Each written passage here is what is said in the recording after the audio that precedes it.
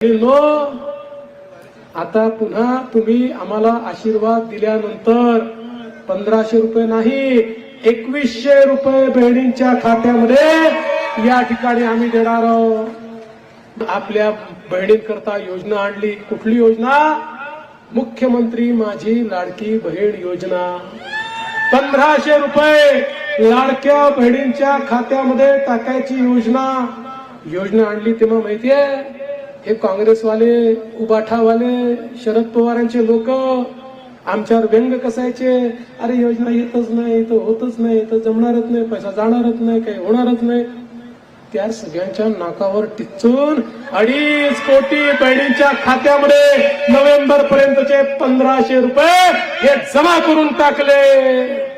पण माझ्या बहिणींना मला सांगायचं आहे, बहिणींनो, जसे आम्ही तुमचे सख्खे भाऊ आहोत, मार्केटमध्ये काही तुमचे सावत्र भाऊ देखील फिरताय।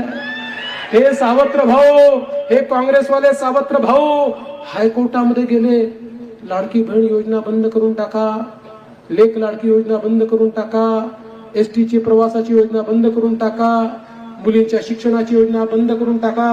आणि काय केलं माहितीये? या योजना म्हणजे पैशाचा चुराडा। आणि कोण गेलं? काँग्रेसचे प्रदेश अध्यक्ष नाना पटोले यांचे अधिकृत निवडणूक प्रमुख हे महाविकास आघाडीच्या वतीनं त्या ठिकाणी हायकोर्टमध्ये गेले। पण काळजी करू नका, तुमचे सख्खे भाऊ त्या ठिकाणी होते।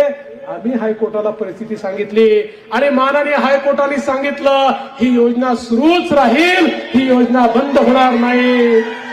आणि मला असं समजलं इथे एक उमेदवार आहे, तो उमेदवार सांगतो योजना मीच आणली।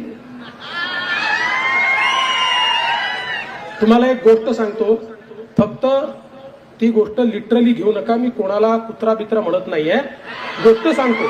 नाही तर उगीच तुम्ही, कारण मला ते वाईट शब्द वापरत असतील माझ्या तुषारबद्दल, मी कधीच असं करणार नाही।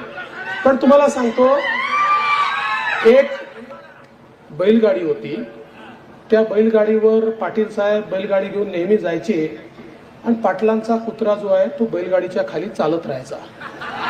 काही दिवसांनी पाटलाच्या कुत्र्याला वाटलं माझ्यामुळेच बैलगाडी चाललेली आहे। बा पुन्हा सांगतो, मी कोणाला कुत्रा म्हणत नाही, कोणीही कुत्रा नाही, बिलकुल नाही। ते अतिशय सन्माननीय व्यक्ती आहेत। फक्त तुम्हाला समजावं, जेव्हा लोक बिना केलेल्या कामाचं क्रेडिट घेतात, मीच आणली, अरे तुम्ही होता कोण? अरे आम्ही आणली आहे। आणि योजना कशी आली माहितीये? आपले मामा आहेत ना मध्य प्रदेशचे शिवराज सिंग चौहानजी, शिवराज सिंग जे आमच्याकडे आले, आम्ही त्यांना विचारलं, माननीय मुख्यमंत्री त्यांच्याशी बोलले, शिवराज सिंगजींनी ही योजना कशी करायची आम्हाला सांगितलं आणि माननीय मुख्यमंत्र्यांनी पुढाकार घेतला, मी असेल अजितदादा, आम्ही तिघांनी मिळून निर्णय घेतला आणि ही योजना या ठिकाणी अंमलात आली।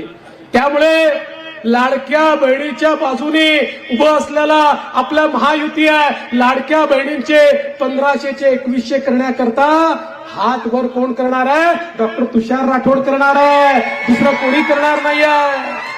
त्यामुळे माझी विनंती आहे, अशा वावड्या येत असतात, त्याच्यावर विश्वास ठेवू नका।